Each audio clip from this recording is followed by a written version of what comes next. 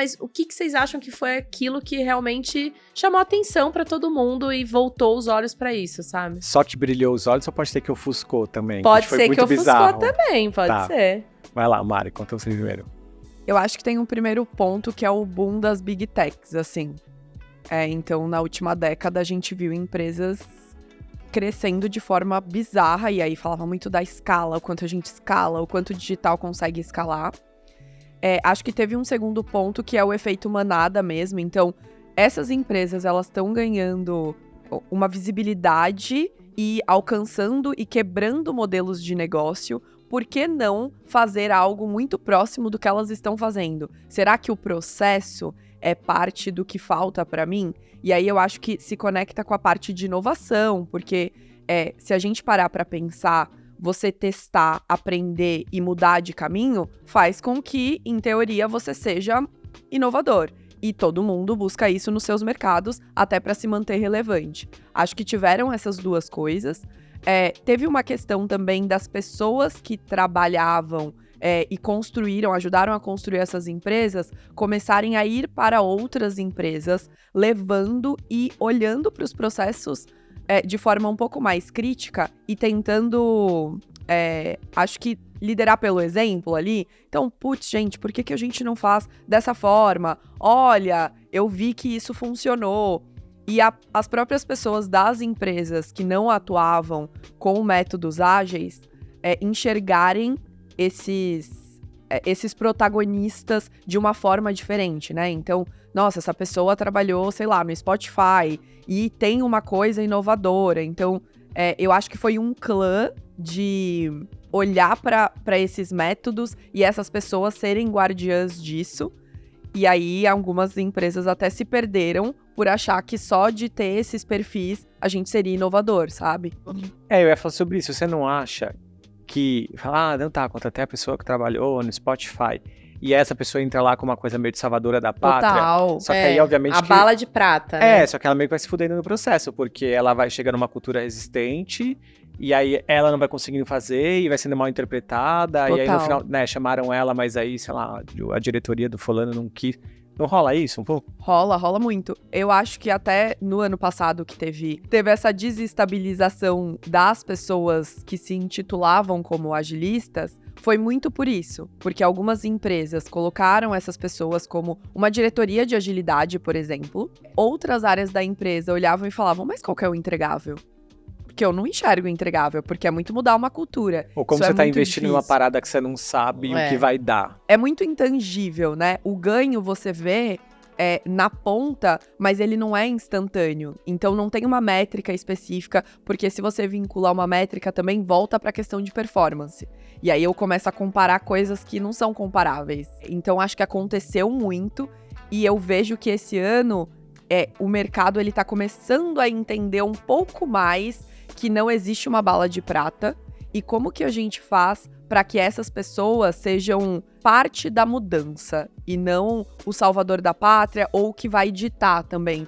Porque às vezes é muito fácil você entrar nesse perfil, né? Eu vou ditar o que deve ser feito e quem não fizer está errado, sabe? Então, rolou muito. Porque aí você entra num lance meio ditatorial, né? Meio fechado, do tipo, o que eu fazia lá, agora a gente vai fazer aqui, e aí... E não encaixa. Que também contrapõe tudo que diz a metodologia ágil, né? A Mari contou das coisas legais, né? Eu vou contar das coisas bizarras que eu já vi, assim. Então eu já vi, por exemplo, eu não sei se eu contei isso na temporada passada, porque depois eu reparei que eu me repito nos episódios. Não, mas tá tudo bem. E aí uma vez eu fui numa empresa de transporte de commodities, assim, já muito grande, né? Indústria de base e tal.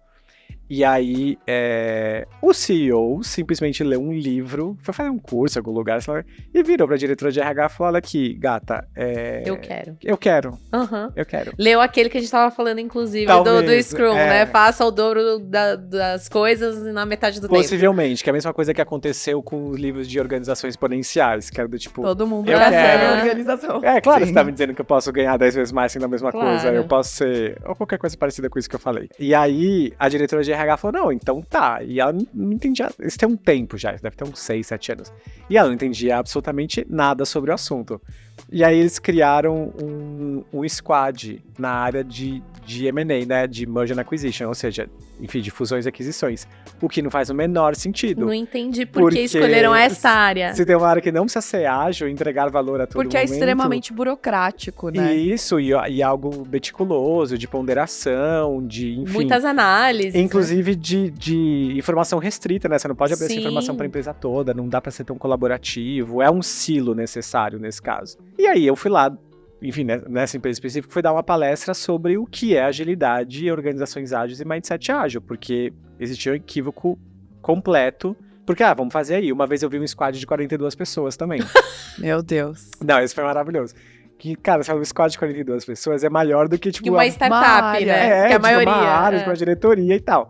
E teve uma outra vez também que eu fui trabalhar com uma empresa de mercado de ações e tal, enfim, e valores. E aí eles estavam fazendo uma estrutura ágil e eles queriam um trabalho de projeção de tamanho de área, sabe? Quantas pessoas eu tenho que ter para fazer isso, etc e tal. E a coisa estava tão inchada que a estrutura ágil tinha muito mais pessoas do que a estrutura Que tradicional. desenvolvia. Nossa. Aí eles começaram. E aí um monte de gente era terceira, porque eles queriam criar tribos, guildas, não sei o quê. Cara, e aí ficou um negócio muito grande, um investimento muito alto, por uma incerteza grande, obviamente. Só que eles queriam virar tudo de uma vez. Então, eu vejo muito esse lance, como a Mari falou, de ser o fim, não o meio. Tipo, eu quero ser ágil. Tá, mas pra quê?